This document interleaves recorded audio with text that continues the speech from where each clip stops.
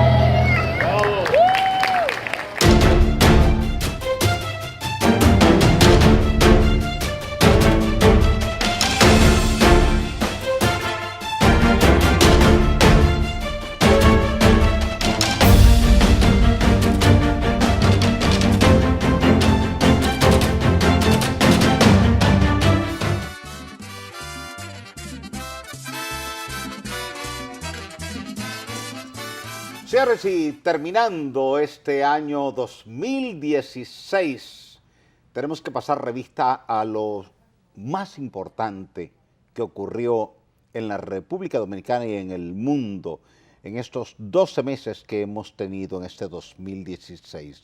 Katy, comenzamos el año con una intensa campaña electoral. Por un lado, el partido de gobierno con la candidatura de Danilo Medina y por el otro lado, la oposición dirigida por el PRM y la candidatura de Luis Abinader.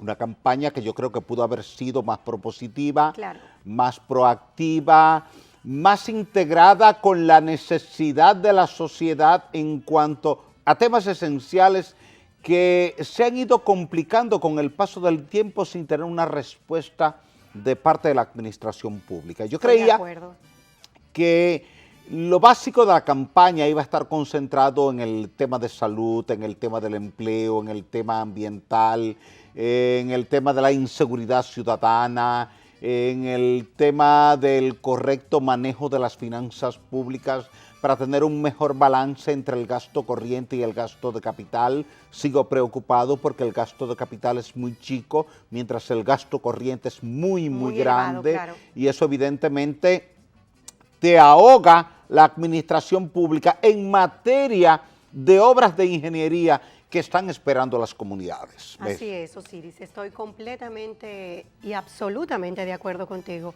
Fue un proceso de campaña electoral carente de propuestas. Realmente el electorado no tuvo muchas opciones y, como tú decías, no hubo una motivación para la ciudadanía porque lo que quería escuchar no lo escuchó. Fue a una escogitación de un presidente, vamos a decirlo así, pero fue muy lamentable.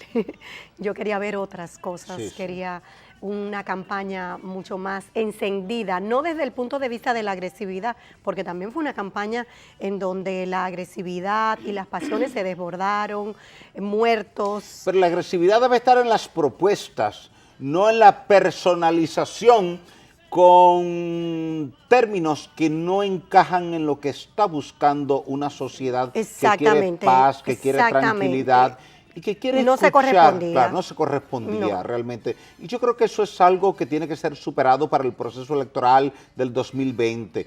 Que los candidatos, antes de salir a presentar propuestas, se sienten con gente que tenga ideas, que tenga propuestas, que domine tema y dime, mira, sugiéreme 3, 4, 5 temas Y que te ellos vamos a tengan, abordar. porque si no tienen propuestas y no tienen temas, Salga entonces a no pueden dirigir, buscarlas. no pueden dirigir. Cuando tú no tienes salud, vas al hospital buscando salud.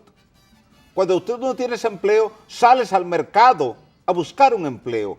El candidato que no tenga una propuesta, que salga a buscar propuestas en la sociedad civil. ¿Y tú qué opinas, Glenis? Yo, el agravante fraude electoral. Eso hay que agregarle a esta campaña electoral. Y yo conversaba con Osiris en esos tiempos y hablábamos de un artículo que Osiris escribió sobre el fraude electoral, que eso no es desde ahora. Yo comencé la política muy joven, sigo siendo joven, claro está. Y el análisis político, para que Sí, entiendan y que desde no tuvimos entonces- la oportunidad de verte en una En- postulación. En, Sí. en ASO dicen que usted hizo el reporte del primer pozo petrolero que se hizo allá. Eso lo vamos a comentar ahorita, porque yo tengo algo que decir. Señores, el fraude electoral, yo lo estoy escuchando desde 1994, o de 1990, porque ya yo había incursionado en la política cuando Juan Bosch. Y siempre el que pierde alega fraude electoral. Vamos a dejar eso ya.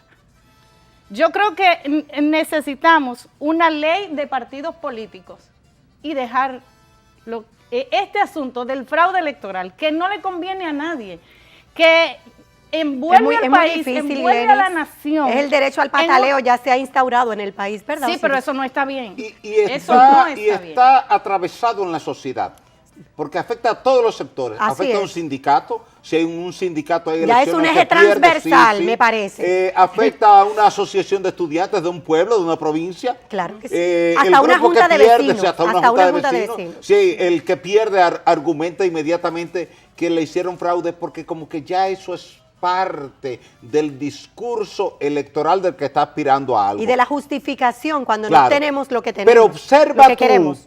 observa tú que los partidos de oposición, que luego del proceso electoral de mayo pasado estuvieron argumentando fraude, solamente se argumentó fraude donde el resultado fue adverso. Ah, Porque sí. donde el resultado fue positivo, No. no se argumentó fraude. No, es decir, no. si yo gané en esta provincia, aquí el resultado fue correcto. Ahora, si perdí en aquella otra provincia, ahí me hicieron un fraude. Entonces, se vio feo, porque en este caso estuvo con más descarnado. Osiris. Y la gente se dio cuenta en la distancia de que era un argumento carente de votos, no de sustentación, de votos.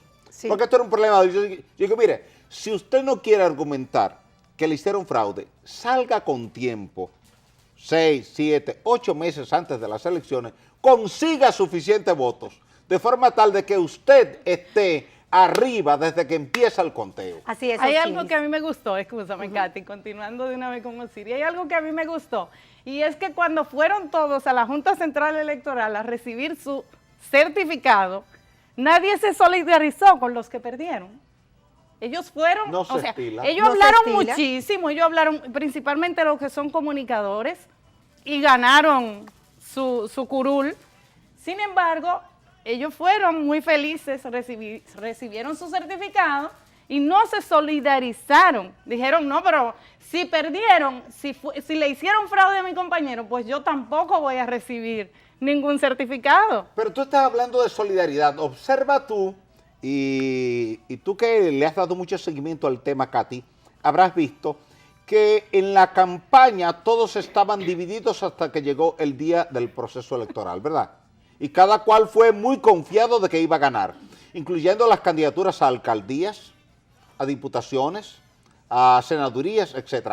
Sin embargo, ya el otro día de concluido el proceso electoral y cuando estaban los resultados encima de la mesa, todos los que perdieron fueron y se unieron como un bloque, en un gesto de unidad, de solidaridad, Que no lo hicieron en la campaña, que quizás el resultado hubiese sido diferente.